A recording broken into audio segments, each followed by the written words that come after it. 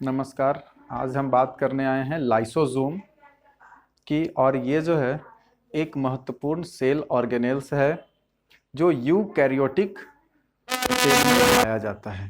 और यहाँ पर हम लोग बात करेंगे इसका स्ट्रक्चर।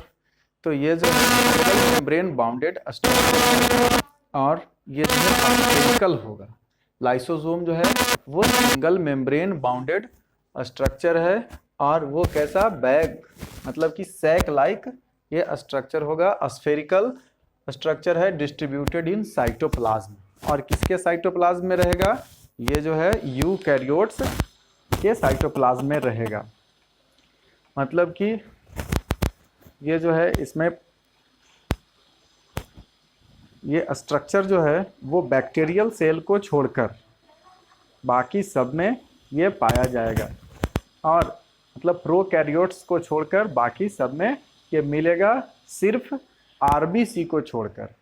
ये जो है यूकैरियोटिक सेल है आरबीसी, लेकिन इसमें ये मौजूद नहीं रहता है। और इसमें होगा क्या? ये जो है इसमें एक पावरफुल हाइड्रोलाइटिक एंजाइम पाया जाता है। मतलब वो ऐसा एंजाइम है जिसमें ये जो है वो सभी तरह के ऑर्गेनिक मटेरियल्स को डाइजेस्ट करने की एबिलिटी इसमें होती है।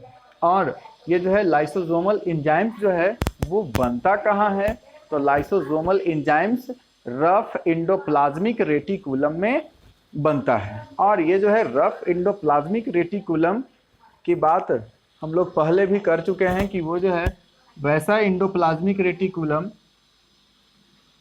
जिसमें यह जो है राइबोसोम पाया जाता है उसे कहते हैं रफ एंडोप्लाज्मिक रेटिकुलम। और ये इस तरह से होगा।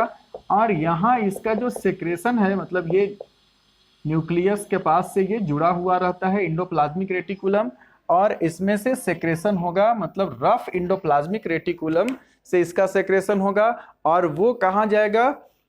वो जो है वेजाइकल्स के रूप में चला जाएगा, वो जो है गल्जी बॉडी के पास। और गल्जी बॉडी फिर इसको जो है वो वहाँ पर प्रोसेसिंग करेगा, वहाँ उसका कुछ स्टोरेज करेगा, प्रोसेसिंग और पैकेजिंग करके और उसको डिस्पैच कर देगा लाइसोसोम के पास। और वहाँ पर लाइसोसोम का जो है हम लोग बात भी किए थे, जब गल्जी बॉडी हम लोग पढ़ रहे थे तो उसमें भी देखे थे कि उसमें से जो ड्रॉपलेट्स जैसा मतलब वेजाइकल्स उससे जो बाहर निकलते हैं वो जाके और वो वहाँ पर इसमें रिसेप्टर, स्पेशल रिसेप्टर लगा हुआ रहेगा और ये जाके लाइसोसोम पर अटैच हो जाएगा। और उसमें फिर वो जो है जैसे छोटा बबल्स जो है वो बड़ा में जाके जुड़ के और वो बन जाता है। इस तरह से भी हो सकता है, या एक छोटा ड्रॉपलेट्स, वाटर ड्रॉपलेट्स जो है वो दो मिल के और फिर बड़ा हो जाता है। उसी तरह से लाइसोसोमल एंजाइम्स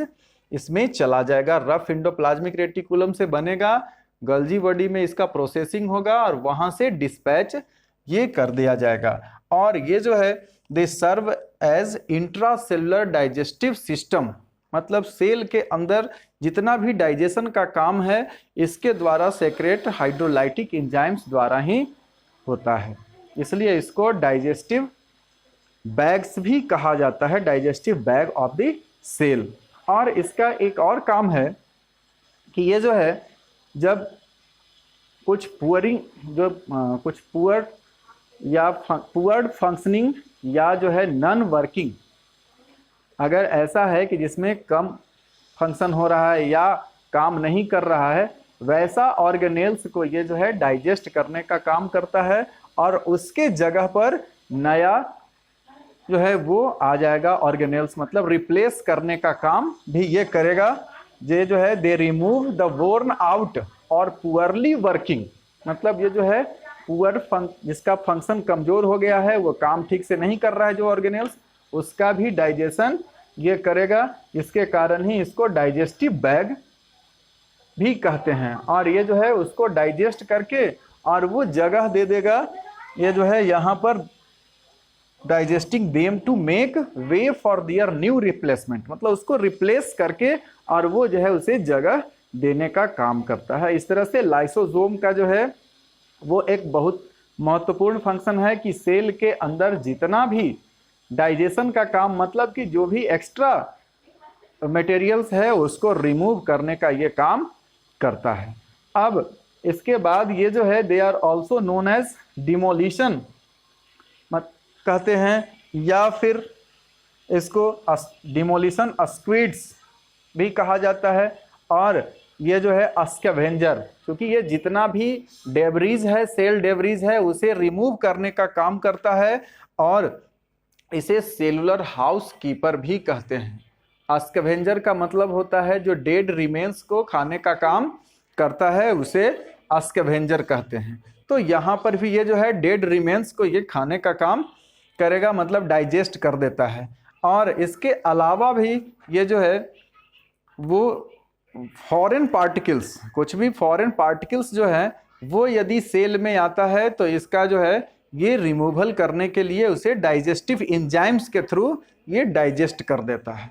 और ये जो है कभी कभी ऐसा होता है कि सेल जो है वो किसी कारणवश डैमेज हो जाता है, मतलब डैमेज हो जाने के बाद ये क्या करेगा, इसमें से लाइसोसोम जो है वो अपना एंजाइम्स, मतलब लाइसोसोम फट जाएगा, बर्स्ट आउट हो जाएगा और उसमें से पूरा एंजाइम्स जो है वो बाहर निकल जाएगा। और उसके बाद पूरा सेल को ये डाइजेस्ट करने का काम करेगा। यहाँ पर देखिए, during breakdown of cell structure the cell gets damaged. जब सेल डैमेज हो जाता है, जब अब देखेगा कि ये बनने लायक इसमें से नहीं है, इसको थोड़ा सा रिमूव करने पर या फिर इसका जो है मेंटेनेंस नहीं हो पाएगा, तब क्या करेगा, ये जो है लाइसोसोम में बर्स्ट आउट, और ये बर्स्ट हो जाएगा और enzymes eat up their own cell, और इसका पूरा सेल जो है वो समाप्त हो जाएगा, उसको ये डाइजेस्ट कर लेगा, जिसके कारण ही that's why they are called, ये जो है लाइसोसोम को हम लोग कहते हैं, that's why they are called suicide bag of the cell. ये जो है सुसाइडल बैग भी इसे कहा जाता है। अब हम लोग बात करते हैं कुछ इसका और भी फंक्शन है, जैसे WBC की बात करते हैं तो WBC में ये जो है लाइसोसोम ज्यादा रहता है। इसका जो है स्ट्रक्चर बहुत ही आसान है बनाना, हम लोग थोड़ा सा उसको भी देख लेते हैं और फिर इसके बाद एक्स्ट्रा फंक्शन की भी बात करेंगे। इसके अलावा भी और बहुत सा फंक्शन है इसका।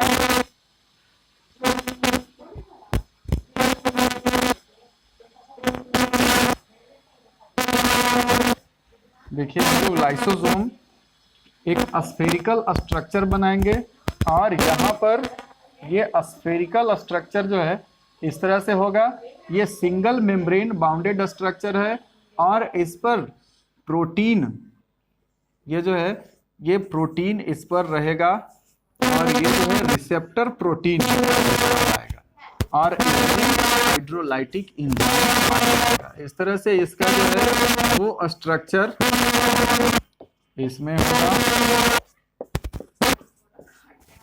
ये जो है इसका लाइसोसोमल मेम्ब्रेन, ये जो है लाइसोसोमल मेम्ब्रेन है और ये जो है इसमें यहाँ ट्रांसपोर्ट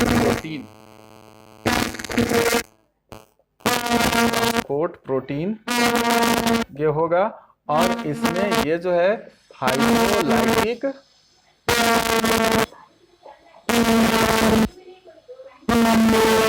इसमें एंजाइम पाया जाता है। तो इस तरह से इसका बहुत ही आसान सा स्ट्रक्चर ये जो है। अब यहाँ पर ये कैसे काम करता है, क्योंकि हम लोग जाने थे कि ये जो है यहाँ पर गोल्जी बॉडी, इसमें गोल्जी बॉडी और एंडोप्लाज्मिक रेटिकुलम, ये जो है एंडोप्लाज्मिक रेटिकुलम के बारे में अभी भी चर्चा की। एंडोप्लाज्मिक रेटिकुलम है रफ एंडोप्लाज्मिक RER, और ये जो गोल्जी बॉडी है तो इससे रफ एंडोप्लाज्मिक रेटिकुलम से सेक्रेट होगा यहाँ पर ये जो है वेजाइकल्स, सेक्रेटरी वेजाइकल्स इसको कहते हैं।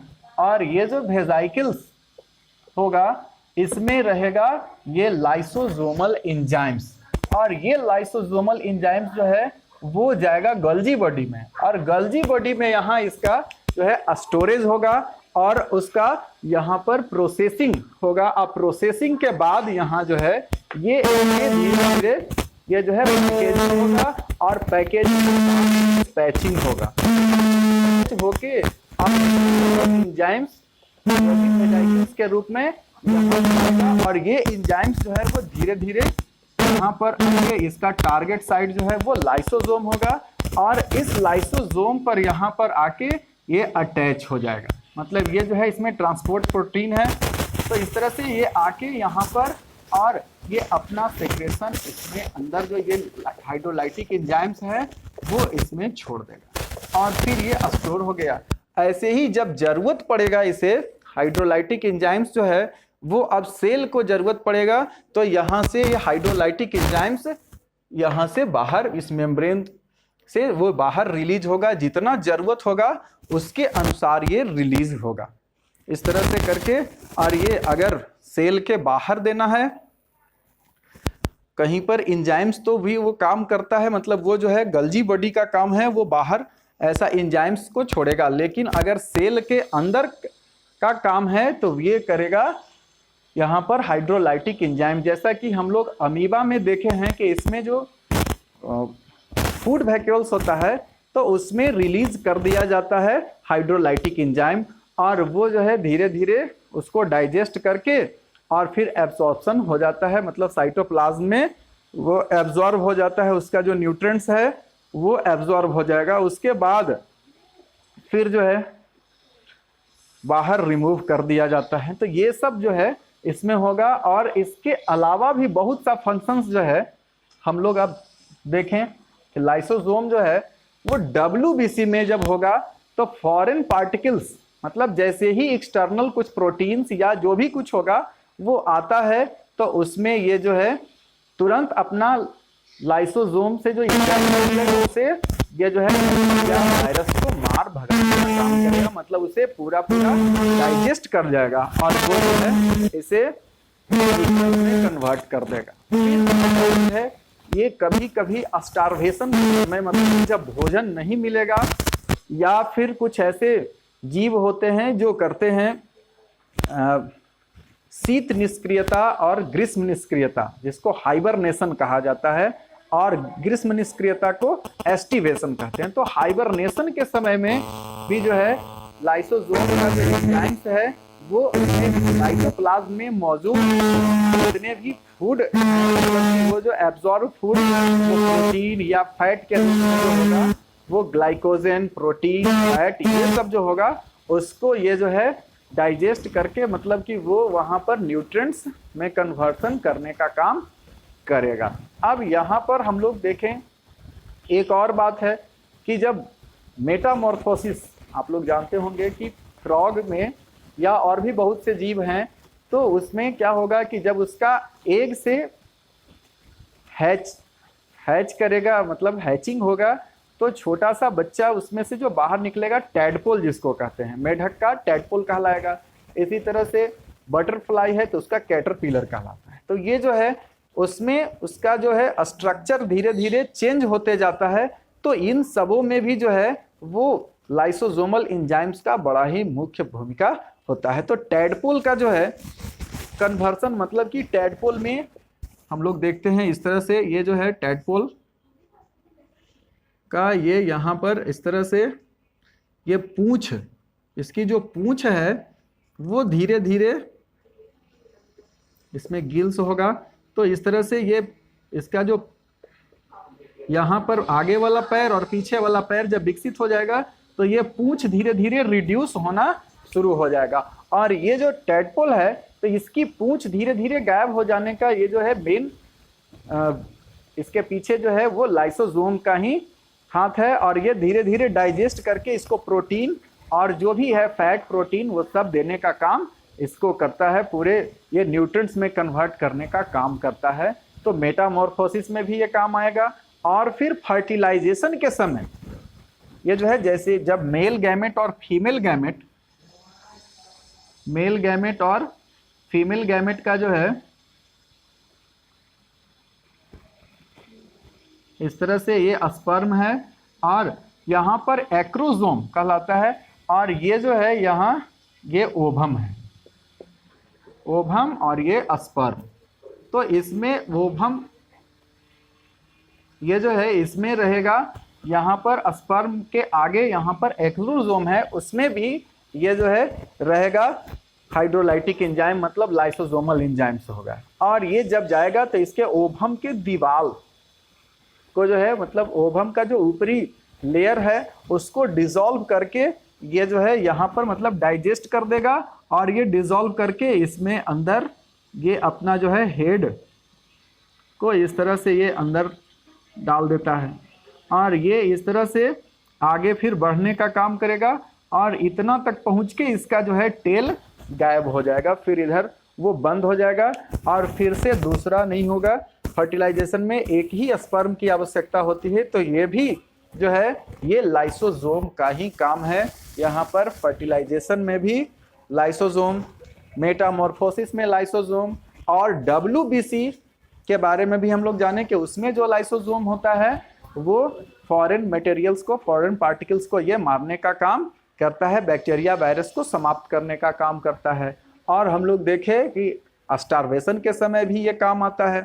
फिर इसी तरह से हम लोग अमीबा में भी देखें कि ये जो है उसका डाइजेशन में मदद करता है, मतलब कि जितने भी ऑर्गेनिज्म हैं उन सबों में मतलब कि ये जो है प्रोकैरियोट्स को छोड़कर बाकी सब में ये पाया जाएगा, और सब में इसका मेन फंक्शन है इसके अंदर जो डाइजेशन होता है उसका काम, मतलब कि ये इंट्रासेलुलर डाइजेस्टिव सिस्टम ये बनाने का काम करेगा।